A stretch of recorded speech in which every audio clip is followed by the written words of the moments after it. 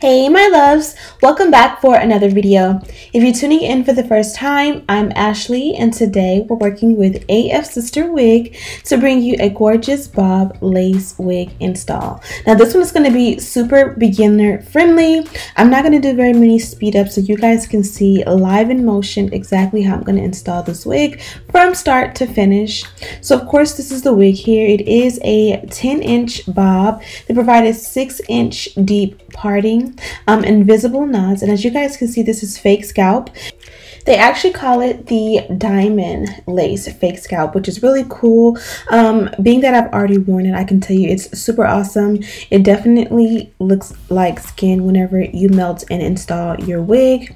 So this is what the wig looks like off the bat when you first put her on. Now I can say this one is very nicely made, but the only thing is it does not come styled, which is really not a big deal. It's pretty much perfectly styled as a center part wig. I feel like you can get away with wearing this one glueless as long as you attach the elastic band they provided. And there I was kind of showing you where the fake scalp starts and begins.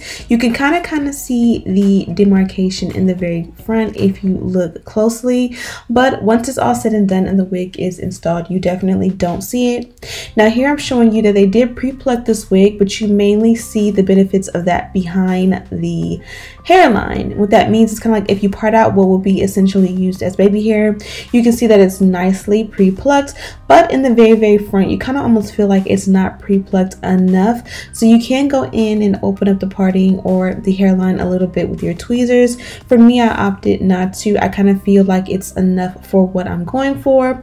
But again, the more you pluck it, the more natural it'll look, as long as you don't pluck it too much. Now, one of my favorite steps to do is to pretty much prep my lace wigs before I apply them. I do love to co-wash and allow the wig to air dry just to get a feel for the hair and also to disinfect. With this wig in particular, I decided to skip that step, and you guys will see that I do still prep the wig first before installing and cutting the lace. I find that the least amount of manipulation you have to do after the wig is installed is better. I don't know, it just always comes out nicer in my opinion. And there I was spraying my heat protectant, so don't forget your heat protectant. I pretty much use a heat protectant any and every time I have a straight hairstyle or anything that I'm going to do where I use the hot comb and or flat iron. So now that we went ahead and pretty much hot combed out the roots, pretty much like you would do with your real hair, like before you style it you have to go in and hot comb and make sure everything is together. Now I would go in with a tweezer and kind of tweeze out the hairline if I chose to do so, but because I'm not going to do that, I'm just going to go directly in and pretty much remove all the excess lace.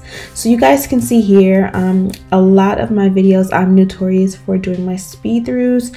From this point forward, I definitely want to slow it down for you guys and make sure that you are gasping or grasping the concept of your installs. Here you guys can see I am using an eyebrow razor to go ahead and cut off the excess lace.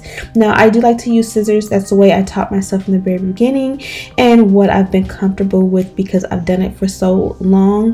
But I'm definitely getting much better at this, which is pretty much the eyebrow razor that you can get from any beauty supply.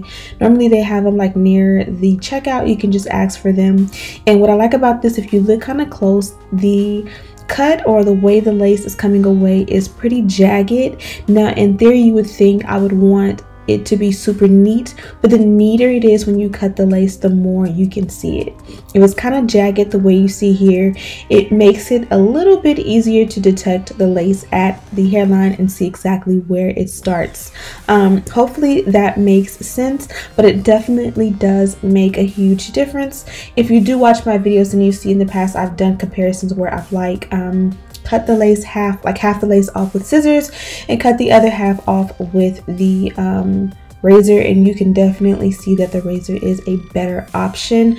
But if you are a beginner, definitely do or go with what feels comfortable to you, because I definitely took a little bit to understand this concept. It didn't come right away.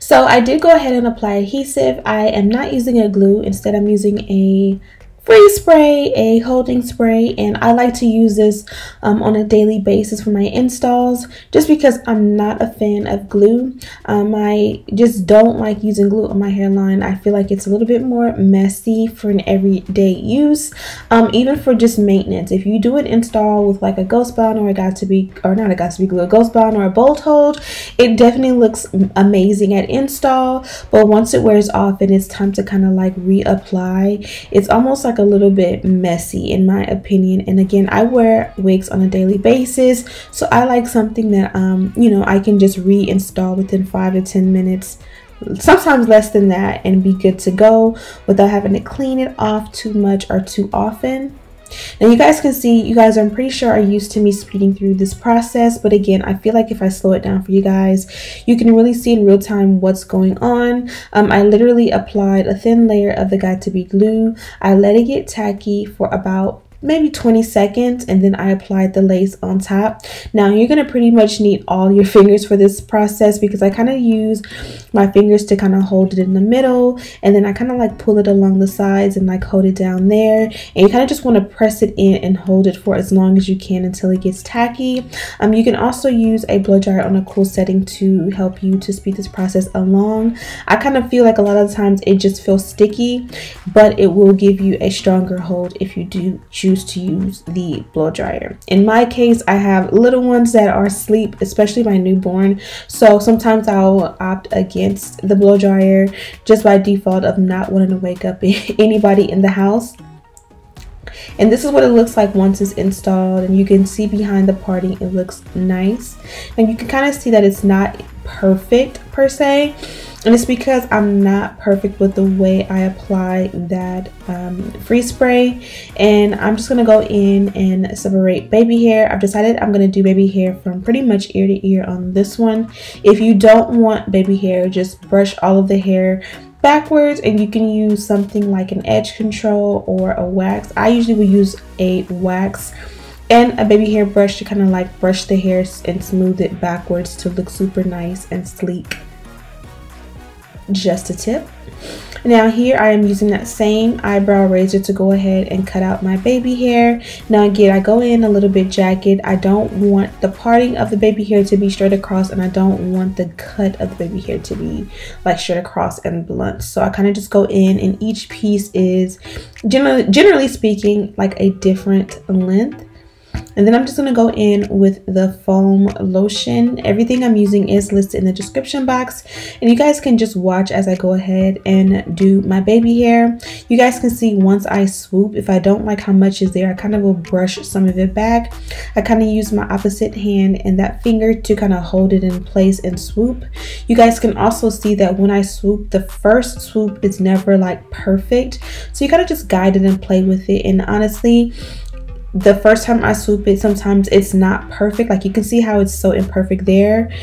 If you get frustrated and you feel like you keep doing it and it's not coming out right, what I usually will do is just leave it there the best I can, move on to the rest, and once all of them are done, I'll let them kind of dry and set with a scarf. And then when I come back in with the baby hair brush and redo the baby hair, kind of so to speak, it will have that swoop already formed, so I can go in and redo it, and it already has the shape that I want. Hopefully that makes sense.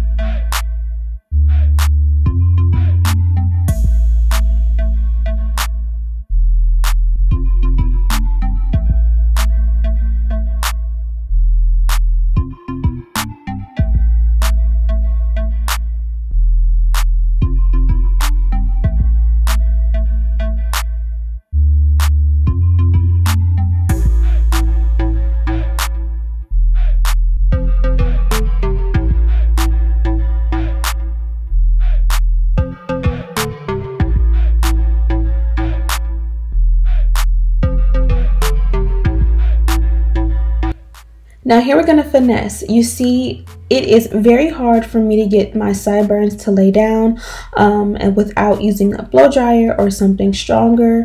Normally I will bond the wig down in front of my sideburns so that it can kind of bond to my skin. When I do it on top of the sideburns, it never sticks. So that's a rule of thumb. In this case, I wasn't trying to like force it or do too much. So a lot of the times, like I don't want to be bothered with trying to continue to make it work on the sides. And the most mortifying thing is to have your sideburn tabs or your ear tabs like sticking up and you're out and about and looking crazy. So you guys can see, if you want to rewind it back, I pretty much just swoop hair on top of that and tuck it behind the ear, and it pretty much never like comes up or becomes clockable, if that makes any sense. It's almost like I'm tucking it behind my ear, but I'm styling it first, and it's a bit of finesse, but trust me, if you try it, it definitely does work. And because I did go ahead and put a scarf on to let everything set, before you add the scarf, you can definitely spray a little bit more of that Got To Be Glued spray on top of that ear tab and then put this on, and that will help it to melt and kind of stick a little bit better as well. So now that we're pretty much done with our install, I'm going to work on the ends. Again, this one came as a center part, but the hair pretty much wasn't styled. This one is 10 inches in length, 150% density. They did send over a size medium cap, which didn't fit too big. I definitely could have used a small for a more glueless fit, but this one definitely fit nice and it wasn't too big or too bulky by any means. Now my only gripe about this one is you guys can see in the front, and I'll kind of show it off. I just kind of felt like the very front needed to be a little bit thicker, and kind of the trick of how, like, see how I'm showing you here, I hate it when it's a little bit thinner in the front. It happens with almost most of the bobs that I work with. Look how nice that looks. I'm gonna go ahead and fix baby hair because it is a bit much in a second, but as I was saying with the front, when it's too thin in the front, the way I feel like it is, you can do feather going backwards, like kind of like this, but with the flat iron, or just bump it really tight and like bump it towards the rest of the hair. And you'll see that I do that in just a moment, and that's gonna help it to look a lot more full. Now we're pretty much again done with the install, but I kind of just want to show you that I did go in with a holding spray, and I kind of just wanted to do the waterfall kind of, you know, bump in the front, if you will, to show off that hairline. You guys can see that lace pretty much looks like Scalp. If you look at the lace and how it lays on my hairline and it blends, I put no concealer, no powder, no foundation or anything in the parting, and I feel like it does an awesome job to blend with my skin, and it just lays flat and it looks so perfect. Everything I did in all of these steps pretty much contributed to it looking so amazing, from flat iron, a hot comb, to the sprays I used, to, you know, adding a little bit of heat here and there, also to going ahead and using that scarf.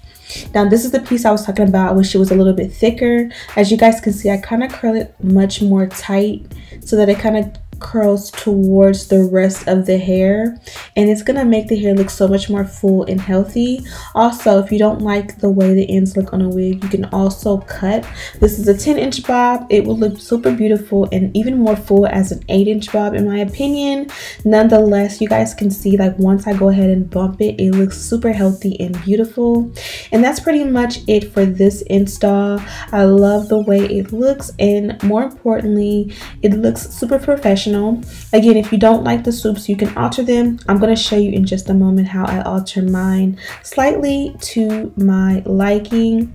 And here is a 360 look at what it looks like all the way around. Don't forget to bump the back. It definitely is hard, but I tried to get it as best as I could. Now, I feel like the swoop in the center is a little bit much, so I'm gonna just use a comb and some scissors and kind of just fix it. But you guys can see how it's now formed to a swoop. I just took some scissors and cut it shorter. I feel like it was way too long and it just looked like, hey, look at me. So that's the thing about it. When you guys see me cut down the baby hair, I kept it pretty long. Normally I go like half the length of what I cut it, and it looks a lot more natural. The longer you keep the baby hair when you cut it down, the more fake it looks, if that makes any sense. So this looks a little bit better once it's all said and done. And I am gonna go back in with the swoops on the side and make those a little bit smaller too, and it'll just not be so, you know, in your face. So that's pretty much it for this look. Don't forget to check out Afsisterwig. They do have sales going on for the holidays. Don't forget to like, comment, subscribe, share this video with your friends, and as always, I'll see you in the next one. Smooches!